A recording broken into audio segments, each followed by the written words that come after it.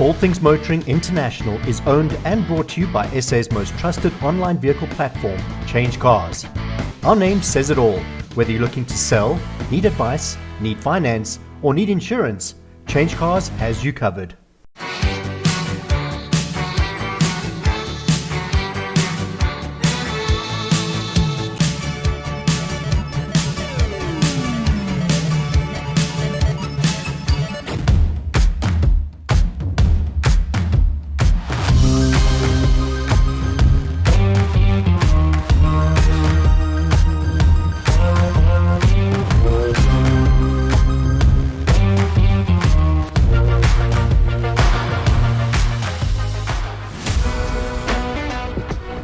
Coming up this week on All Things Motoring International, we delve into the world of superior pre-owned vehicles and supercars in the heart of Sandton.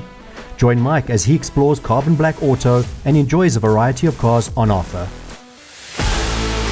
I'm standing next to an incredible F1 racing car. Normally when you see a car like this, you'd expect to see something like this, unless you're the host of All Things Motoring. Next to me is the most incredible Jordan 198-199 raced by the Jordan F1 team in the year 1998-1999. What a successful car. In 1998, Damon Hill, who had just moved to the team from Arrows the previous year, finished first at the Belgian Grand Prix. And to add the cherry on top, his teammate Ralf Schumacher, brother of the legendary Michael, finished second. But that was only the start of the success of this great machine. In 1999, their new driver who replaced Damon Hill, Heinz-Harald Frentzen, fought for the world title right until the end. He won 2 races in this magnificent car. Let me show you around. When you look at a road car, there's a specific size you perceive it to be. When you look at a Formula One car on TV, whether it's coming to you from a distance or it's close up, you also perceive it to be the size of a normal car. Let me tell you, nothing could be further from the truth. The driver doesn't sit in this car. When they say the driver's sitting in a Formula One car, they are lying. A driver lies down in a Formula One car. There's not too many people who don't know about the incredible success that Honda had in Formula One in the 80s and the 90s. And again, they're back. Max Verstappen is not dominating with a Ford engine, he's dominating with a Honda engine. Honda pulled out of Formula One in the mid-1990s, or did they? What they did was they handed over their R&D, research and development, to a company called Mugen, and they took over the Honda racing program. As I mentioned, this engine won 3 races in 1998, 1999. That's against the might of Mercedes, against the might of Ferrari at the time. So it was a pretty good damn engine. In the 70s, 80s and 90s, cigarette sponsorship was the mainstay of Formula One. You had Barkley, you had Camel, you had Rothmans, you had the Marlboro McLarens, and then you had Benson Hedges. But in certain European races, like Germany, for example, you were not allowed to advertise tobacco on TV. They were very progressive. So what did the sponsors of Benson Hedges come up with? This. So you knew it was Benson Hedges, but it said Buzz and Hornets. Magnificent concept, magnificent car.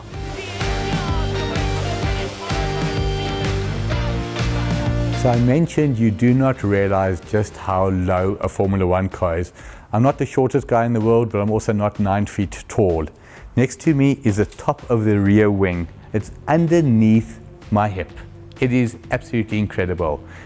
It's not even long. I would imagine this is under 60 centimeters wide, but this is generating a couple of tons of downforce. Absolutely incredible. But there's more to downforce than just a rear wing. It's how the rear wing works with the undercarriage, with the rear diffuser. When one thinks of Formula One in the 50s and the 60s and a part of the 70s, to me, Formula One looked amateurish. By the 1980s, Formula One started to look modern. And I have to say that because Nelson Piquet was around in the 1980s, my hero. But by the 1990s, a Formula One car did not look totally dissimilar to today. All the technology that we see here, talk about in the modern Formula One car was already here. This is a rear wing, double slat. Beautiful rear diffuser. Now, one of the things that people don't understand is how do Formula One cars corner at the speed they do? It's a combination of 2 things always.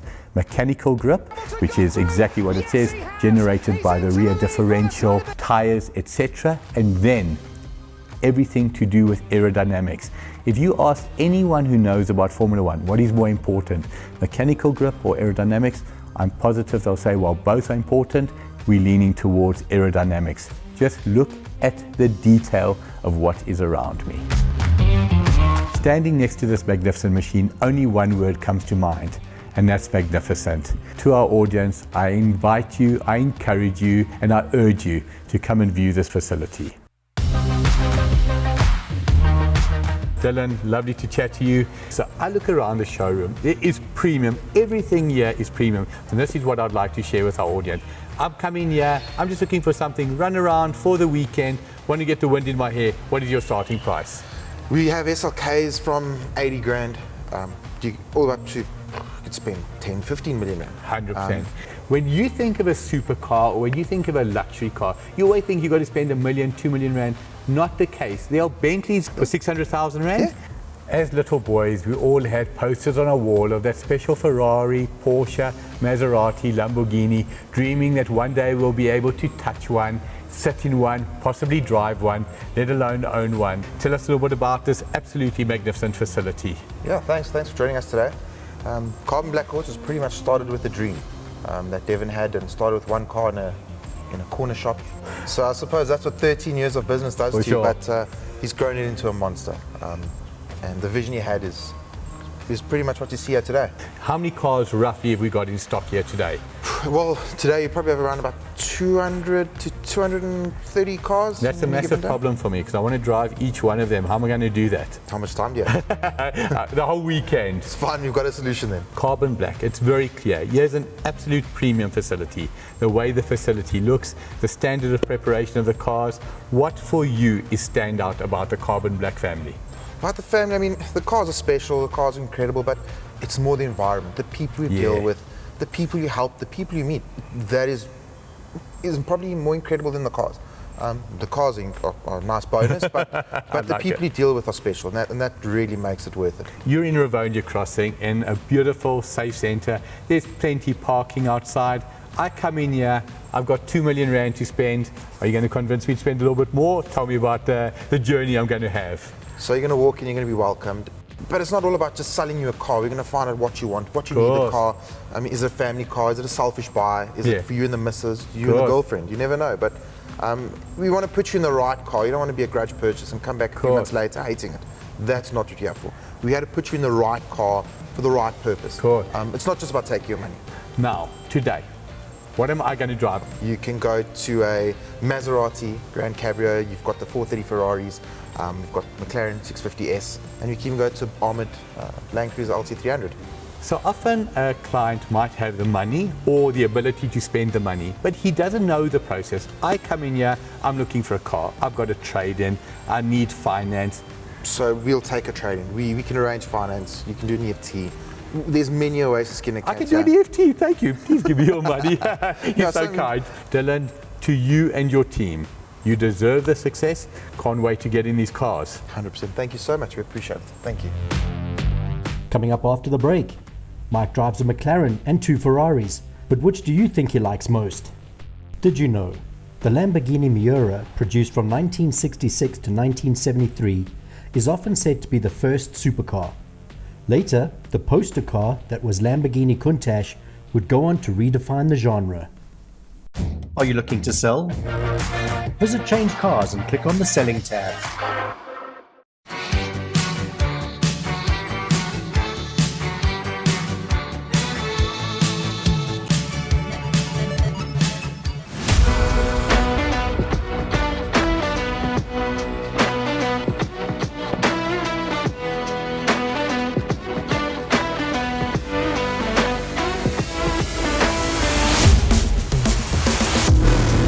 I'm going to ask you what am I in, and I guarantee you're going to get it wrong. What am I in? McLaren. Stop already. I'm in heaven, mate. This is my first drive in the McLaren. So 2015 McLaren 650 Spider, absolutely magnificent. You've got it on the market for 20 million, but you'll discount it down to 3. Any day, all day. This really, when I sit in this car, this does feel like a 10-15 million rand car. Engine-wise, 3.8 litre, twin turbo, 478 kilowatts, 678 newton meters of torque, absolutely stonking performance. If I say to you, everybody's got a perception of a car. When you think of Ferrari, the prancing horse, what is McLaren's signature standout feature? For McLaren, it's definitely the back. The rear of McLaren always just looks different. The rear of McLaren doesn't look like any other sports car, supercar out there. They're very unique. And the drive, they're phenomenal cars to drive. They're just so good. They're so fast, they're smooth. There's nothing else like them. When I think of a reason for a car to stand out for me, often it's the racing heritage. So with Ferrari were there for the very first Grand Prix in 1950, but in recent years, McLaren has been incredibly successful in Formula One with Ayrton Senna, Alain Prost in the 1980s and early 1990s, and then Gordon Murray, the legendary F1 designer. He came up with a concept, I think it was in 1990 that the first McLaren road car came out.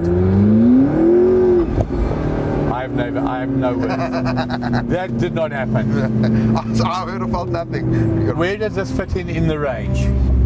So this is pretty much was a replacement of the MP412Cs. Am I smitten with this car?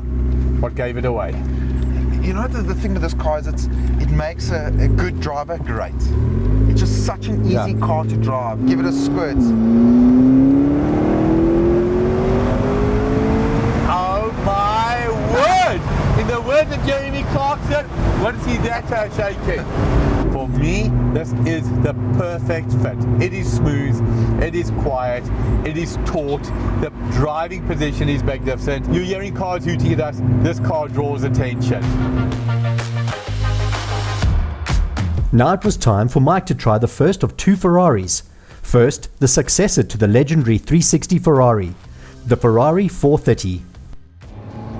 So we're in a beautiful red 2008 Ferrari F430, magnificent machine.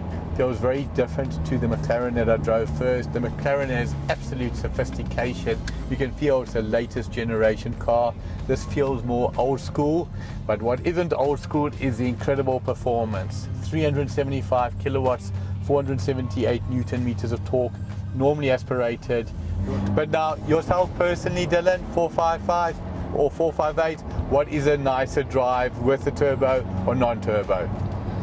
Look, the turbo car is phenomenal. It is fast, the power's there, it's on point, it's just, it's so quick and it's fun.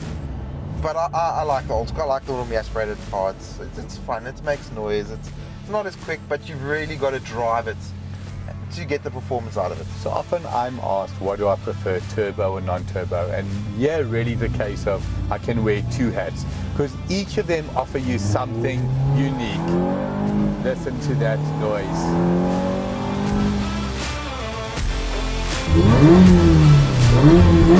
The Ferrari 348 featured a naturally aspirated 3.4-litre version of the quad-cam 4-valve per-cylinder V8 engine. As with its predecessors, the model number was derived from the configuration, the first two digits being the displacement of the engine and the third being the number of cylinders. The engine, which had a power output of 221 kilowatts, was the predecessor to the fan-favourite Ferrari F355. Mike was feeling a little exposed in the sports cars, so Dylan suggested something completely different. So here we are in something special. Now when you say Toyota Land Cruiser 300 has just come out, very, very nice. What makes this thing so special? So this particular one we're driving now is a full B6 protection. So it's bulletproof, pretty much. Anything up to 8K is not going to get you in here. So you can upset any motorist in traffic. But the reality is we live in a country and we actually live in a world where hijackings, kidnappings have become a reality. Typical buyer for a B6 armoured car. Who is it? You know, 5 years ago it would have been someone, a business executive, stuff like that. But at the moment, it's a person with a bit of money that wants to protect his wife, his kids, his family. Now, if you take the Cruiser in this configuration standard, just over 2 bar. Yeah, if you buy it directly from Toyota and you go on the waiting list, you'll pay the 2 bar mark If you go look at any dealer, you can look on the floor, they're ranging up to 2.4, and the arm ring you got to look at just over $1 million, 1.2, 1.3, somewhere there. So I know it's bulletproof. When you roll down the window, as you'll see on screen right now, it is, I don't know, 15 millimeters, 12 millimeters thick, even more, but it's massively thick. But the actual drive of the car, you don't realize you're in a bulletproof car. I've got my cooled seats on, I'm talking to you. It drives like a normal LC300. It looks like a normal LC300, you know. If you looked at it from the outside, there's nothing that you'd really... Nothing that gives it away. There's no dead giveaway. Sure. If you knew, if you know what you're looking for, there are telltale signs. So now I'm interested in a bulletproof car. I've identified the Cruiser 300 as my choice. What happens? Do I bring the car to you? Are you connected with the guys that do the armoring? Yes, we are. So we are connected with the guys that do the armoring. I mean, for us, it would be better to sell you an armored car already. Like this? Like this car. You come in, you walk into the showroom, and we'll make a deal work to put you in the driver's seat of this car. Now, in terms of the armoring, what kind of weight? Because I imagine it adds massive weight. It's an added 600 kilos roughly in this car. That's not a lot. But remember, this car isn't armored all the way to the back tailgate. You know, this is behind the back seat. You'll see there's like an armored bulkhead. You're right. So your boot is still a normal, functional boot. You can still go off-roading with it. You know, it's not limited in any way. I've always been an admirer of the Toyota brand. Have I always been a fan? Not for personal use. Never owned a Toyota. Always find them a little bit boring. However, after driving this, I'm converted. This is the one I've been looking forward to. I say that on every car that I get into, but for me and Maserati, there's unfinished business. I love this machine. I'm going to tell you more about the unfinished business. So everybody dreams of the Ferrari, the Porsches, the Lamborghinis, the McLaren. I'm probably not any different. However, if there's one car that I truly aspire to, it is the magnificent brand that is Maserati. Today, Maserati owned by Ferrari. But when you think of Maserati, I think of an elegant Italian supermodel. If you are Richard Gere or George Clooney, this is what I could see you in. Whether you are driving in the States, it is pure class. What are we in here today? We are in a Maserati Grand Cabrio Sport. 4.7 V8. Honestly, probably the best sounding V8 you can buy off the showroom floor.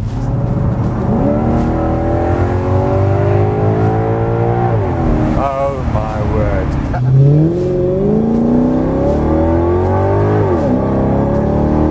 How good does that sound? But I just like it. Like, you don't need to rev it hard. Just as... Oh, that is magnificent.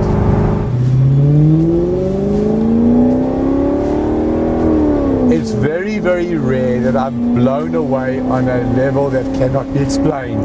This Maserati has blown me away. 2018, 7,000 kilos. The car feels like brand new, but it's this engine, 4.7 litre V8. The noise, the power, the smoothness. You are hearing it. Magnificent. Makes you feel like a kid again. So on the record, Maserati, for the day, your biggest competition was McLaren. You've run them close and you've just nosed ahead at the end. Dylan, I thank you with every fibre of my being. Stay tuned. After the break, we wrap up with Carbon Black Auto.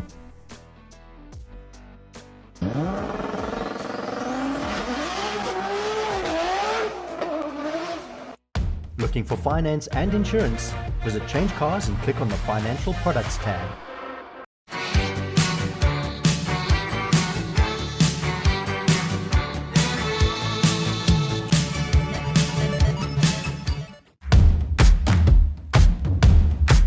Detroit, Geneva, or Shanghai Motor Show? No. Milan, Paris or London? Also not. We're in Paulshof at the end of another incredible shoot. Around me are 5 magnificent cars. Like anything, we all have our favorite choices. Unless you've got 5 kids, then you shouldn't have choices. But today, I've got a favorite. and I'm going to have a chat to Dylan, and I'm going to share with him what my favorite was, and for different reasons. Let me start by saying all of them are magnificent in their own right, but there are two that are absolute standout. Can't wait to share it with you. Dylan, you've given me the privilege of driving 5 incredible cars today. All 5 of them are different. We chose 5 different cars for a reason. We've got something that's bulletproof. We've got, I don't want to say an entry-level Ferrari, but we've got an older generation Ferrari. We've got a state-of-the-art, latest generation McLaren. Then the Maserati Cabriolet for the older guy, and then a middle-of-the-range Ferrari 430. But now, let me be crystal clear. The Ferrari F430 looks magnificent from the outside. 2008 model in immaculate condition. It's just not a car that talks to me. I take the Audi R8 V10, which costs 40% of what that costs, immeasurably better. But is it a lovely car? Absolutely. Would you dream of it? Absolutely. That's number 5. What is going at number 4? I would definitely put, it's a tough one, eh? I think I'd put the Land Cruiser at number 4 for you. Spot on. This is not rehearsed. Spot on. I'm not putting it forth for any reason other than in the company that it is, you can't have it but fourth. Magnificent vehicle, 3.3 litre, V6 turbo, magnificent performance, smooth, quiet, comfortable. Third, what are we going with? Third, I'd probably put the 348 at. You know me, we were driving, you definitely got the feel of what I loved. For me, the Ferrari 348, that was absolutely an eye-opener. I've always thought it looks magnificent, but I would have thought it would drive like custard. Not at all. Remember, it's a car that is now 35 years old in design. It was magnificent. Performance-wise, how would you describe it for the period? Not compared to a modern car. Yeah, modern cars, I mean, a GT would kill it, but for the time it was ahead of its time at the time. So it was something back in the late 80s, early 90s. You know, you were the man if you drove that car. Absolutely. If you took an Opel Superbus or BMW 325IS, beautiful performance, but for the family man, everybody could get that car. A 348, that wasn't for everybody. No, that was for a select few. So it's interesting. I wasn't sure which one I was going to put at 1 or 2 because I could truthfully say to you, it's flip a coin, okay? Never ever has 1 and 2 been so close. I think I'm going to put the McLaren at number 1 just purely because it's a McLaren. But the standout car that impressed me today was this Maserati. 100%. If you've got 2 million rand to spend, you're looking for a car that has got the badge, Maserati, the engine, 4.7 litre V8, the performance, the comfort, the style. How do you do better than this? In this sort of money, I don't think you could. I don't think you could. Now, when I got in it, you said to me, put it in neutral and listen to the sound. Very average, but listen, when I say very average, still throaty, but when you put it into sport mode, it came alive. What I love, the gearbox, 8-speed, 9-speed, 10-speed? 8-speed. 8-speed. When you down change, you get that blip. It is absolutely magnificent. Now we've saved the best for last. I've driven impressive cars. Nothing ever has impressed me like the McLaren. And I'm very open when I say, up until today, I'd never really given the McLaren brand much thought. I knew it was around, magnificent car, you got to give it credit. After driving that, in my opinion, it shades a Ferrari, shades a Lamborghini, magnificent. It's got the Porsche class and feel, it's got the Maserati class and feel, but the performance was blow away. Dylan, most importantly, all 5 cars, they came from the most magnificent garage. Carbon black. At the top of the show, we said a magnificent dealership. I knew it before I arrived. After spending the day at the dealership in their quality products, I'd like to take the beginning and change it. Say the most magnificent dealership that I've ever had the pleasure of coming across. To you and your team, may you go from strength to strength. Thank you for the opportunity. Thank you so much for spending the day with us. We appreciate it, and I don't think this is the last time we'll see each other. Not a chance.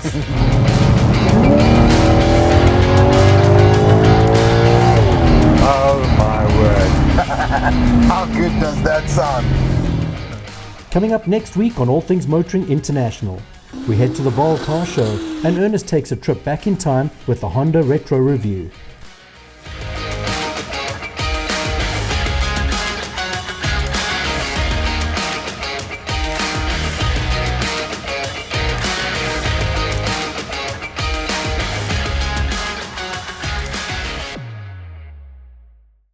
Do you need any motoring advice?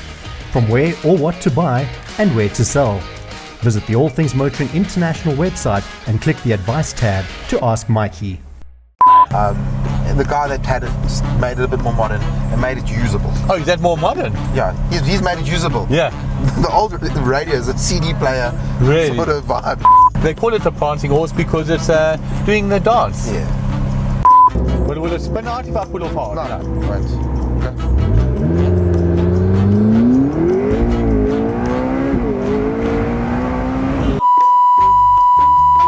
Broken.